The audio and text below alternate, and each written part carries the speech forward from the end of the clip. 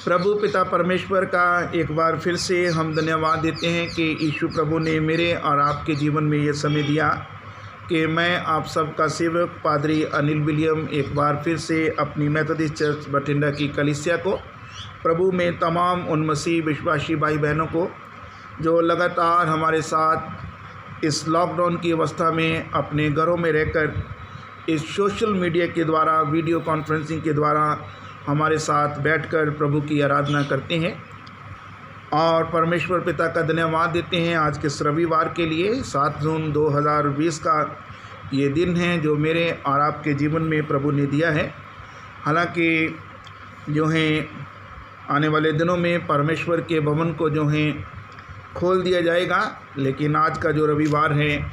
वो हम इसी रीति से जो है वीडियो कॉन्फ्रेंसिंग के द्वारा अपने घरों में बैठकर प्रभु का वचन जो है सुनेंगे। सो जो हिस्सा आज आपकी और मेरी आत्मिक उन्नति के लिए लिया गया है वो पाया जाता है नए नियम के अंदर तीतुस के नाम पौलुस प्रेरित की पत्री।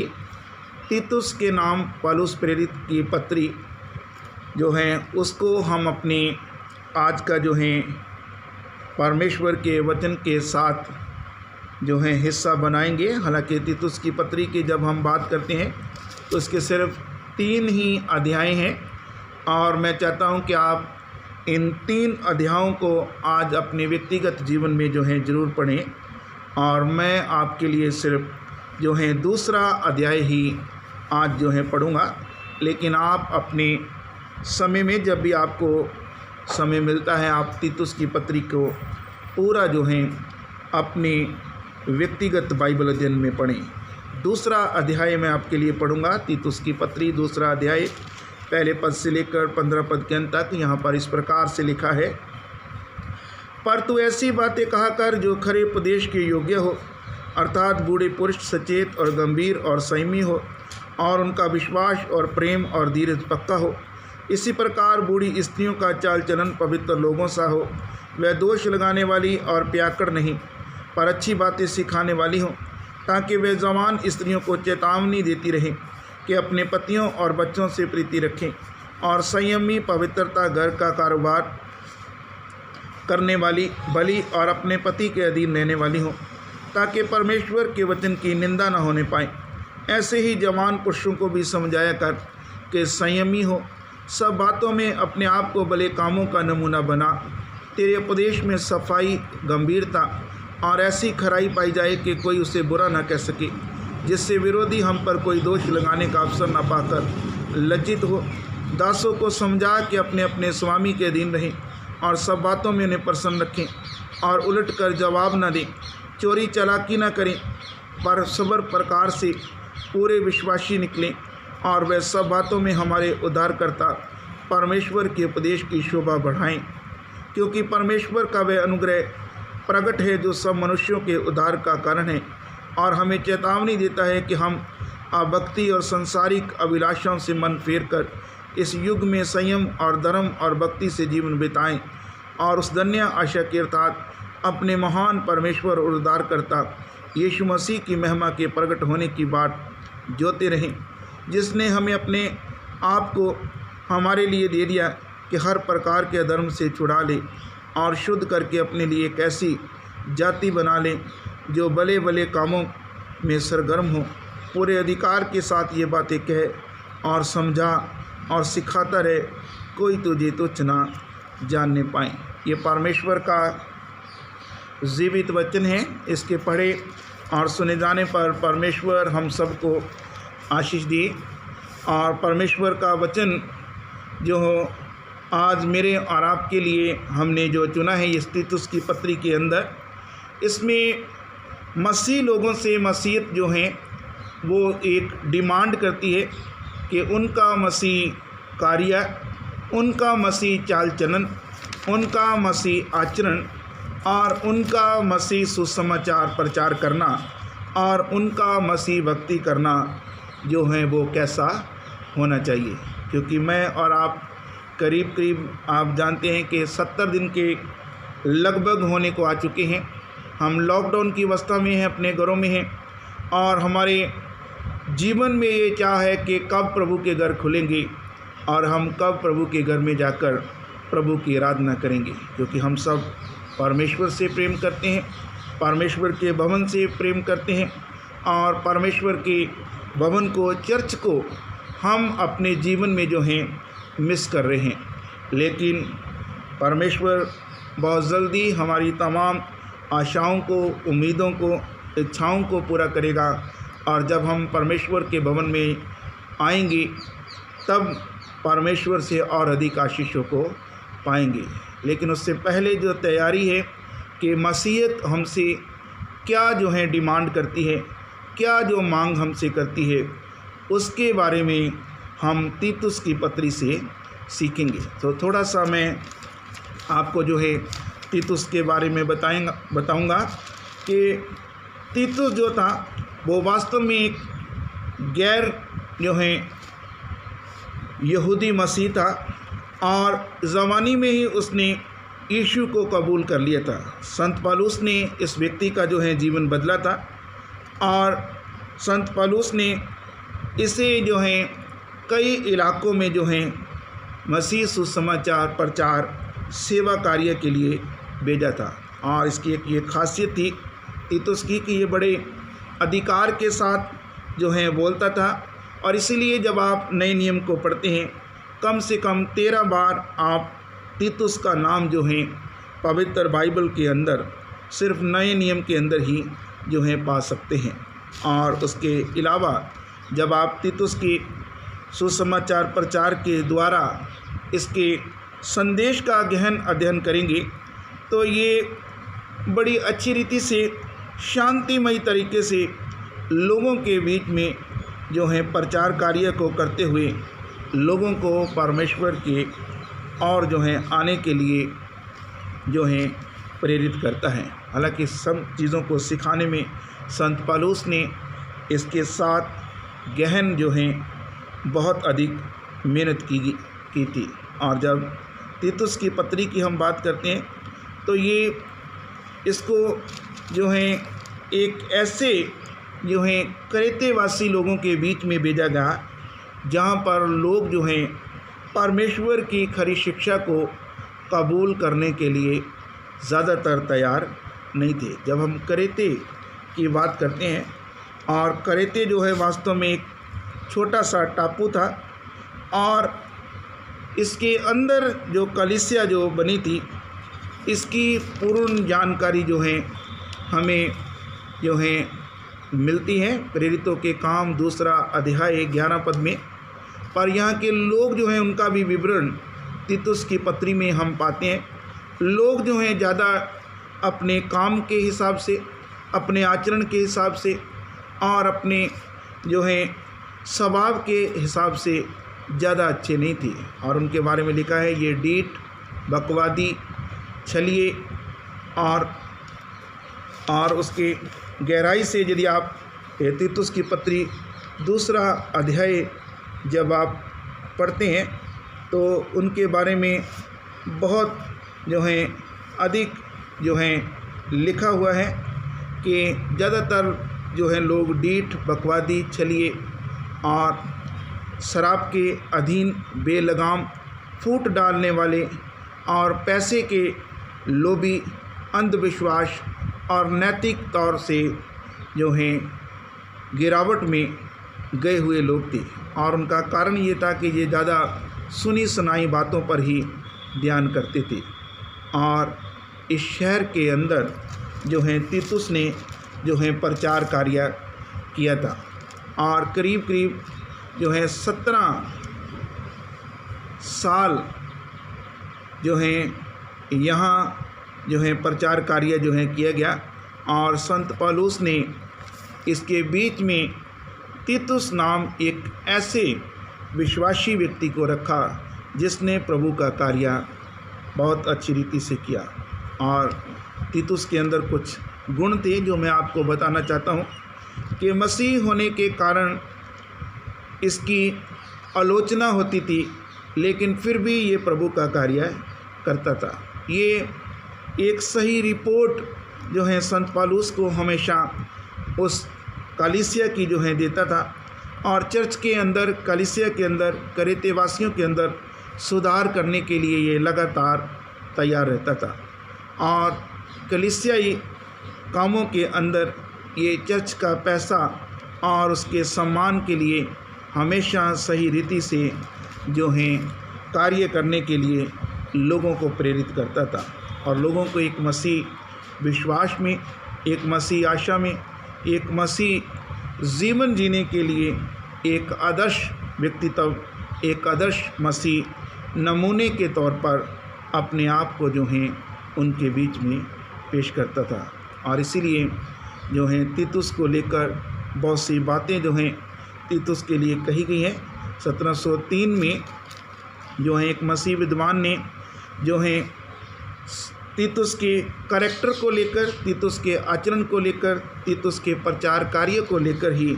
इसे पास्टर जो है पत्री जो है कहकर पुकारा था। और तीतुस की जो किताब है इसके सिर्फ 3 ही अध्याय हैं और इसका जो मूल विषय है खरी शिक्षा, क्योंकि खरी शिक्षा के बिना चर्च और मैं और आप, हमारी कलीसियाएँ, हमारे परिवार और हमारा व्यक्तिगत जीवन कभी भी तरक्की नहीं कर सकता। यदि हमारे पास परमेश्वर की वचन को खराई से जो है जानकर उसके ऊपर चलने का अवसर हमें नहीं मिलता तो हम कभी भी आगे नहीं बढ़ सकते। और खरी शिक्षा जो परमेश्वर के वचन से हमें मिलती है, मुझे और आपको अपनाना होगा और अपनी कलीसिया में उसको लागू करना होगा। इसीलिए जो हिस्सा आज हमने चुना है तीतुस की पत्री को, इसीलिए हमने अपने प्रचार का विषय बनाया है कि हम इस खरी शिक्षा को अपनाते हुए लगातार दूसरों को प्रोत्साहन दें और प्रभु की बढ़ाई, प्रभु की महिमा करते रहें। सो 3 बातें हम आज जो हैं तीतुस की पत्री से सीखेंगे, क्योंकि इसके 3 ही अध्याय हैं और जो हैं इसके अंदर से मैं और आप प्रभु की आशीषों को पाएंगे। तीतुस हमें जो है पहली बात बताना चाहता है कि मैं और आप यदि मसीह लोग हैं, यदि मसीह विश्वासी हैं, यदि मसीह जीवन हमारा है, यदि हम मसीह कार्य करते हैं, यदि हम मसीह भक्ति करते हैं, यदि हम मसीह जो है जीवन बिताते हुए मसीह बंदगी को जो है कर रहे हैं, यदि हम मसीह व्यवहार और मसीह चरित्र को अपने जीवन में अपनाए हुए हैं, तो ये मसीह कार्य, ये तमाम चीज़ें हमें अनंत जीवन के लिए जो हैं उसकी और बढ़ने के लिए हमें आशावान बनाती हैं। मेरा कहने का भाव कि हमें ये अनंत जीवन की ऊपर जो हमारी आस है, जो हमारी आशा है, उसके ऊपर हमें जो है पूर्ण जो है विश्वास रखने के लिए तैयार करती है। क्योंकि मसीह काम, मसीह बंदगी, मसीह भक्ति, मसीह प्रचार, मसीह व्यवहार, मसीह करैक्टर हमें ये बताता है कि मैं और आप मसीह यीशु में अनंत जीवन को ज़रूर प्राप्त करेंगे। क्योंकि अनंत जीवन की जब हम बात करते हैं,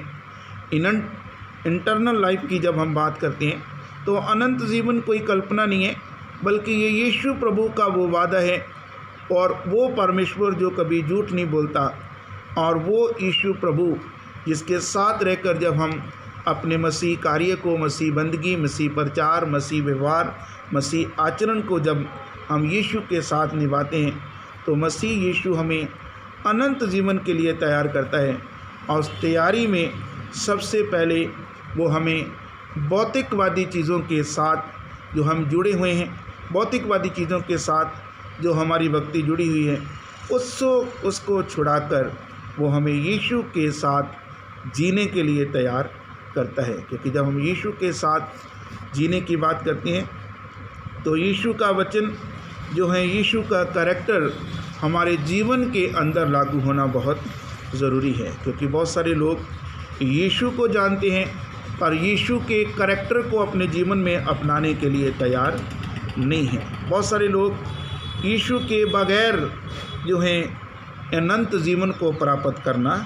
चाहते हैं, और ऐसा जो है संभव नहीं है। और इसीलिए जो है तीतुस इस बात के लिए तैयार हमें करता है कि यदि हम यीशु को जानते हैं और यीशु के करैक्टर को अपने जीवन में लागू नहीं करते तो हम उस घर के जो हैं समान हैं, वो घर जो बगैर नींव के बनाया गया है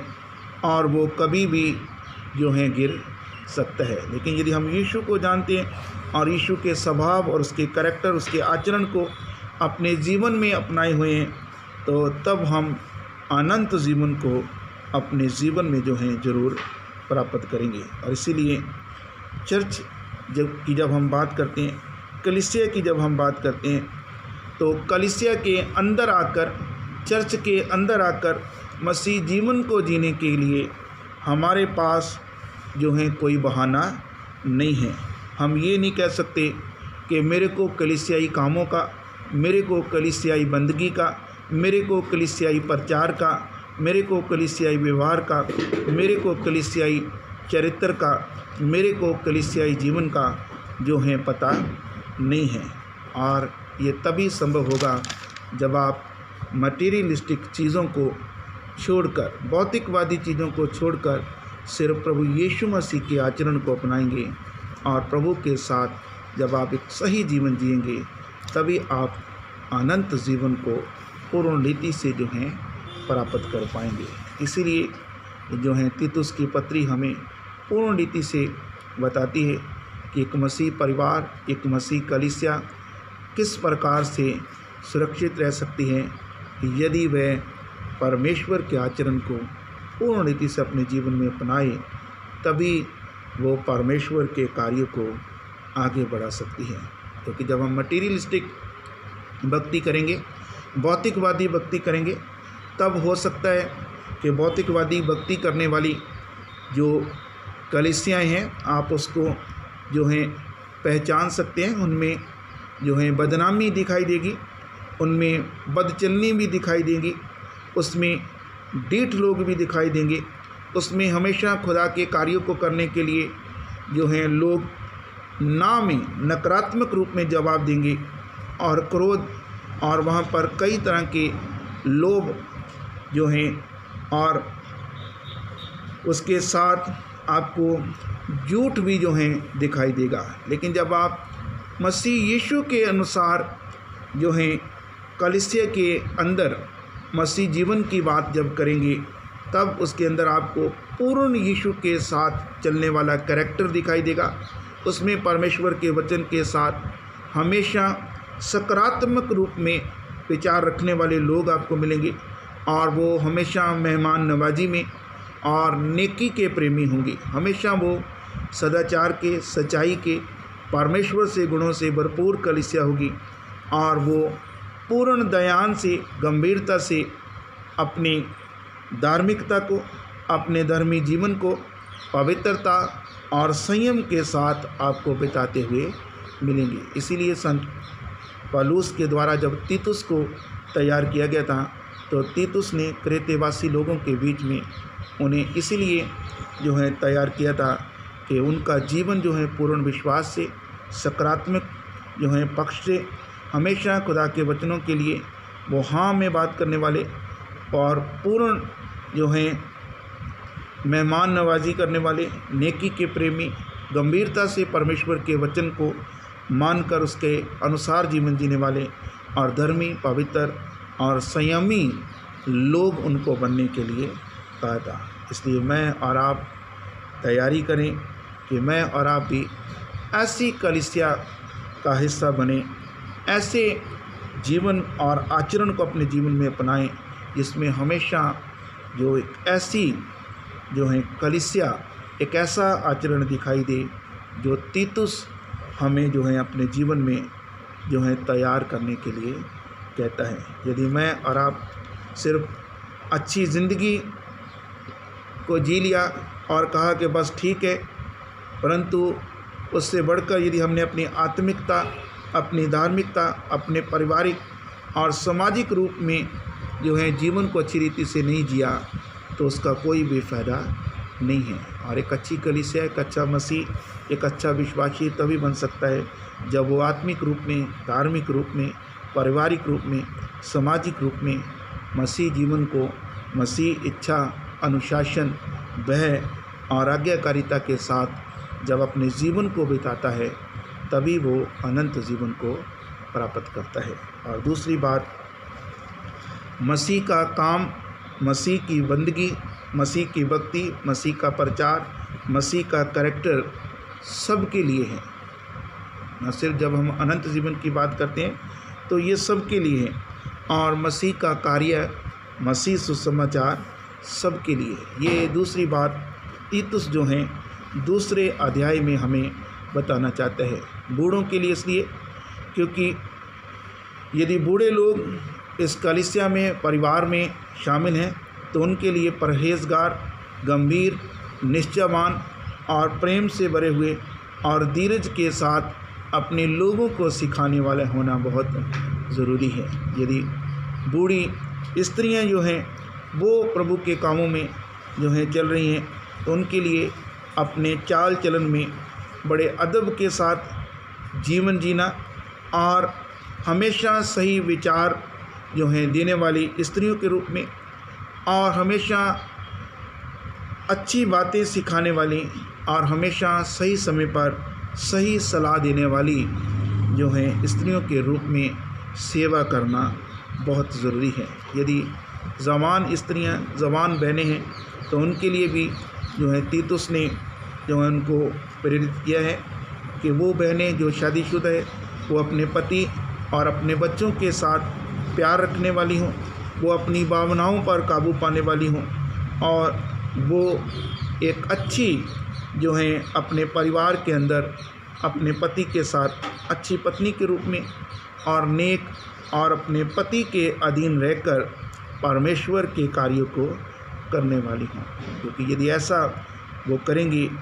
तभी जो है परमेश्वर की सुसमाचार उनके द्वारा अच्छी रीति से प्रचार होने पाएगा। और जवान पुरुषों के लिए भी कहा गया है कि उनका भी जीवन शुद्धता से शुभ कामों में आगे जो है बढ़ने वाला और शुभ कामों को आगे बढ़ाने वाला और अच्छी रीति से कामों को करने वाला हो और उनका जीवन दुनिया के अंदर एक अच्छे नमूने के रूप में सबके बीच में जो है दिखाई देने वाला हो। और इसीलिए तीतुस ने सबको जो है प्रेरित किया था कि वो लोग अपने जीवन के अंदर यदि ऐसा जीवन जिएंगे तो उनके परिवार टूटने से बच जाएंगे, उनकी कलीसियाएँ टूटने से बच जाएंगी और उनका मसीह स्वभाव, मसीह जीवन दूसरे लोगों को भी परमेश्वर के साथ आगे बढ़ने के लिए तैयार करेगा। और इसलिए जो है तीतुस इस बात को बताता है कि यदि हमारे कलीसिया के अंदर, यदि हमारे परिवार के अंदर बूढ़े जो लोग हैं या फिर बूढ़ी स्त्रियां हैं या जवान स्त्रियां या जवान पुरुष हैं, उन्हें इस रीति से जीवन जीना चाहिए कि शैतान उनके जीवन में कभी भी कोई चोट या हानि ना पहुंचा सके, बल्कि परमेश्वर की आशीषें उनके जीवन से दिखाई दें और वो एक अच्छी कलीसिया का निर्माण करे। क्योंकि यदि एक व्यक्ति खुदा के कार्यों से बाहर चला गया तो हो सकता है कोई फ़र्क नहीं पड़ेगा, लेकिन यदि एक परिवार टूट गया तो बहुत बड़ा जो है फ़र्क पड़ेगा, क्योंकि उससे पूरी कलीसिया जो है प्रभावित होगी। और इसीलिए तीतुस चाहता है कि पूरे परिवार के अंदर बूढ़े लोग, बूढ़ी स्त्रियां, जवान पुरुष, जवान स्त्रियां, बच्चे, सबके लिए परमेश्वर का जो है काम है और हर प्रत्येक व्यक्ति को अपने अपने कैरेक्टर, आचरण, चरित्र में रहकर अच्छी रीति से काम करना होगा। आइए मैं और आप इन दिनों में जब तैयारी कर रहे हैं कि परमेश्वर के भवन जब खुलेंगे, हम परमेश्वर के भवन में जाएंगे, हम पूर्ण रीति से अपने आप को तैयार करें, इस प्रकार का जीवन लगातार अपने जीवन में जिएं, जिससे परमेश्वर की कलीसिया के अंदर जब हम दूसरे लोगों को मिलें तो लोग हमारे जीवनों से सीखें कि यीशु के लोग हैं। क्योंकि जब तीतुस जब वहाँ लोगों के साथ, करेते के लोगों के साथ जब वो कार्य कर रहा था, तब ऐसे लोग नहीं थे। उस समय डीठ किस्म के लोग थे। डीठ किस्म के लोगों की जब हम बात करते हैं तो ये वो लोग थे जिनका काम हमेशा मसीह शिक्षा का विरोध करना था और इसीलिए वो खरी शिक्षा को अपनाते नहीं थे। दूसरे बकवादी किस्म के लोग थे। बकवादी किस्म के लोगों की जब हम जो परिभाषा देते हैं तो ये वो लोग थे जो बातें तो बहुत करते थे लेकिन उनमें काम की कोई भी बात नहीं होती थी और इसलिए वो कभी भी किसी को अच्छी रीति से काम करने नहीं देती थी। तीसरी किस्म के जो लोग थे वो छलिए, तीतुस ने उनको कहा है। और छलिए की जब हम बात करते हैं ये वो लोग थे जो सबसे ज़्यादा खतरनाक जो हैं अवस्था में थे, क्योंकि ये कभी भी चर्च को जो हैं छोड़कर चले जाते थे, क्योंकि उनका जो है स्वभाव चर्च के अंदर आकर आलस्य और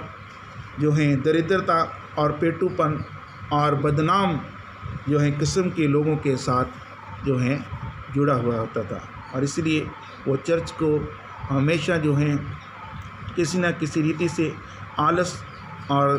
दरिद्रगी और पेटूपन और बदनामी की ओर जो है ले जाते थे। और ऐसे हालातों में तीतुस चाहता था कि ऐसे लोगों के बीच में हम अपने जीवन को, हम अपने आचरण को, हम अपने कार्य को इस रीति से रखें कि लोग हमारे जीवन से सीखें कि हम सचमुच में प्रभु की कलीसिया हैं जो अनंत जीवन पर विश्वास करती है और ये अनंत जीवन और मसीह सुसमाचार सबके लिए है। तीसरी और अंतिम बात कि मसीह काम, मसीह बंदगी, मसीह भक्ति, मसीह प्रचार, मसीह व्यवहार, मसीह जीवन सबको जो है मसीह यीशु की जीवन शैली अपनाने के लिए तैयार करता है। इस मसीह जीवन शैली की मांग जो है तीतुस ने जो है इसलिए की, जैसे एक अंधेरे में हम रोशनी की डिमांड करते हैं कि जब हमारा नैतिक और रूहानी जीवन लोगों के साथ और लोगों के बीच में अच्छा होगा तब लोग हमारे से आशीष पाएंगे। क्योंकि जो क्रेते के लोग थे, जो क्रेते के वासी थे, उनका जीवन नैतिक और रूहानी तौर से जो था खाली जीवन था, लेकिन तीतुस उनको जो है चाहता था कि वो आज्ञाकारिता के साथ परमेश्वर के जीवन को जिएं और परमेश्वर के भय, अनुशासन, इच्छा और आज्ञाकारिता में जीवन बिताएं और परमेश्वर से वो जो हैं मेल मिलाप कर अपने आप को तैयार करें और परमेश्वर में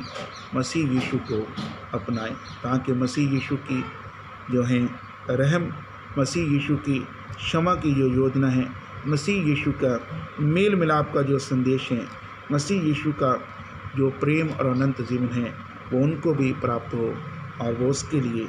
यत्नशील रहे। आइए हम भी अपने जीवन में तमाम मटीरियलिस्टिक भौतिकवादी भक्ति को छोड़कर अनंत जीवन के लिए अपने आप को तैयार करते हुए ऐसा जीवन जिएं जिसमें हम सबको आशीष मिले। आइए प्रार्थना करें। हमारे जीवित अनुग्रहकारी पिता परमेश्वर, हम तेरा धन्यवाद करते हैं